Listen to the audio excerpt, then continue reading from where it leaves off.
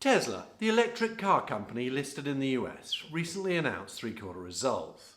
The market was clearly quite surprised when they announced profits and a rising margin. The share price spiked, and so we thought we'd take a look. What we found came as quite a shock.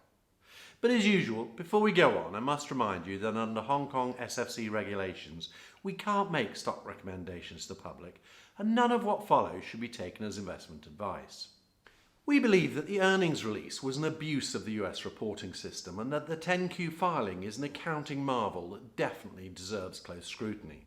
In essence, it looks to us that they simply manufactured their rise in margin.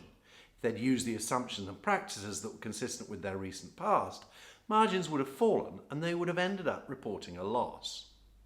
We can't release our full report to the public, but hopefully these videos and the list of questions on our website will point you in the right direction.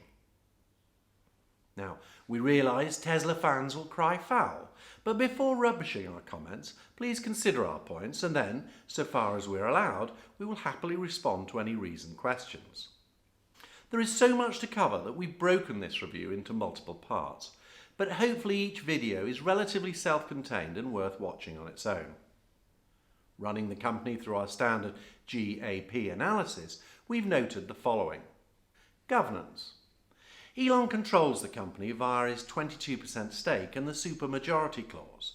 This neuters minorities and removes the possibility of any dissent.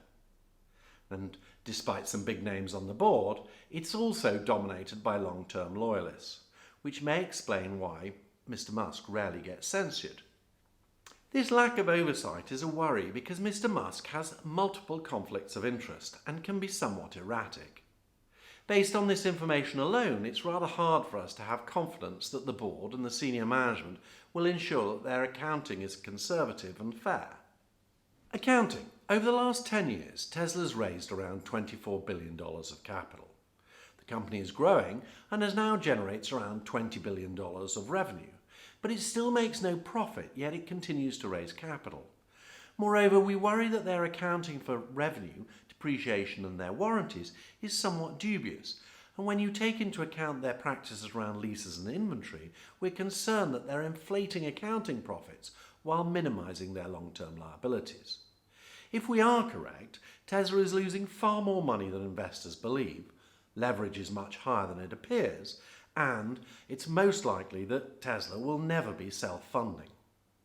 The only thing we don't worry about is their accounting for tax payments. This is primarily because we don't think they'll need to pay any tax anytime soon. Again, for more detail, please watch our video on Tesla's accounting. Performance. Tesla's achieved a lot, and however sceptical you are, they have produced many innovative designs, they've built thousands of cars, and they've forced the car industry to alter course. The problem is their success has been built on government subsidies, wealthy middle-class demand, and minimal competition. In 2020, these dynamics all change, and we think there is a very high risk of a demand cliff.